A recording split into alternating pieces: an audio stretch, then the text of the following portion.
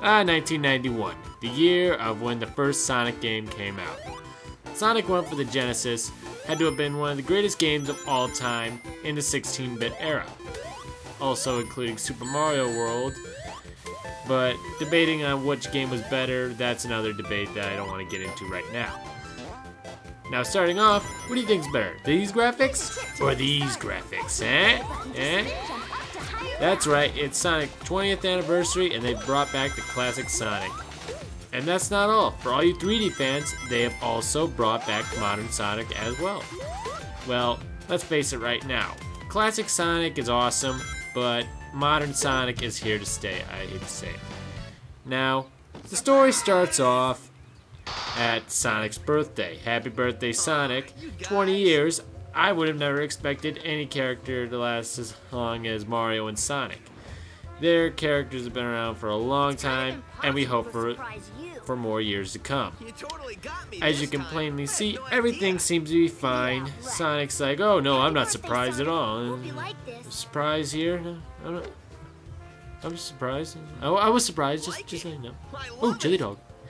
And then, all of a sudden, coming out of nowhere, holy crap, it's a time vortex. Now the world will implode. I know it's some douchebag divided by zero. I knew this was gonna happen, one way or the other. And oh look, a time creature. So that's what happens when you divide by zero. What's it doing? A certain time creature comes out to absorb, or basically eat away time itself. Kidnaps all Sonic's friends, and basically throws them into an alternate, well, sort of, timeless world, if you would. Well, whatever you would like to refer it as. Sonic gets knocked back, and then the story begins. What does Sonic have to do in these times of crisis? What does Sonic always do? Come on, he's been doing it for years. He kicks ass. He speeds over 1,000 miles per hour, and basically kicks some serious ass doing it. Now let's face this fact right now. He's not as fast as he was on Unleashed. He's about the same speed as he was on Colors, and there is a difference between Colors and Unleashed speeds. Unleashed was insanely fast, where actually it went Mach 3, so I know.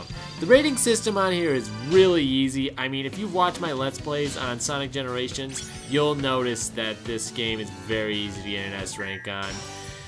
Now, after you beat each stage on there, on both Classic and Modern, you basically save one of your friends after that. Afterwards of doing the first stage, you also meet your counterpart, your Classic and your past self. Which is, I wouldn't refer Classic Sonic as Classic Sonic anymore, I would refer him as Young Sonic, just to make sense in other cases.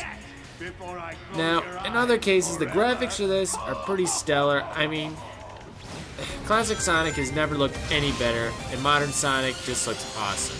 Roger Craig Smith, of course, voice acting for Sonic. I was hoping they'd bring back Jason Griffith, but whoop-de-doo, it doesn't really matter.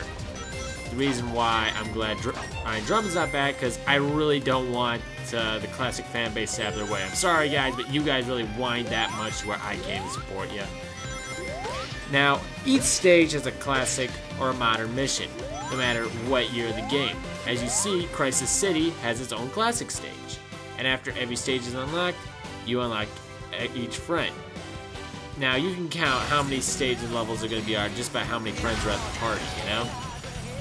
Now, there are many awesome maps featured in this game. From the Dreamcast era, one of my favorite maps, City Escape. Oh, and if anyone wants to know, none of these maps are really identical from their classic counterparts. There have been complaints on that saying we've already seen these in 3D. Well, they are different. And even if you don't, well, there's classic stages on that. So, yeah, you can play the old school version, or you can play the new school version, which basically playing as old school. Does that make any sense? Now, you can play as classics like Chemical Plant from Sonic, I think that was from Sonic Adventure 2? Yeah, it was. I think it was from Sonic Adventure 2. No, it's Sonic Adventure. I meant Sonic 2. Anyways, going on, you can also play these newer maps from Sonic Unleashed, Rooftop Dash, a very great map. I mean, trying to get an S rank on there is tough, don't get me wrong. If you ever try to get an S rank on there, then congrats if you can get an S rank on Rooftop Dash, because it's a royal pain. On here, it is really easy to get an S rank on Rooftop Dash, so it kind of says that maybe they should have anteed up the rating system a little bit. Now, for anything, what I've noticed, what kind of annoys me, is the sluggish control. I'm gonna get on that later. Now, let's move on to the bosses, of course. Now, I'll show you a couple bosses, but not all of them. I'll just show you the really epic ones that they do have right now, like Perfect Chaos. Yeah, that's what I like to see. And also, a very classic, it's been in God knows how many Sonic games. We all know him, Death Egg Robot. Amazingly very easy to beat on here as usual. The classic ones are much more difficult, much more of a challenge in this one. So if you're expecting more of a challenge out of this boss, not really much. Shadow. Of course you had to have Shadow in here because I was disappointed when Shadow was not put in this game as a playable character. But it is Sonic Generations and it's all about Sonic this time. Metal Sonic from Sonic CD. Oh, and by the way, Sonic CD just came out, I heard. So I'm thinking about getting that on Virtual Console. So in all, this game has great graphics, great voice acting, and basically has modern and classic Sonic. Oh yeah, and both Supersonic, so that's epic. So this game is basically every Sonic fan's dream. It deserves a well-deserved 10 out of 10.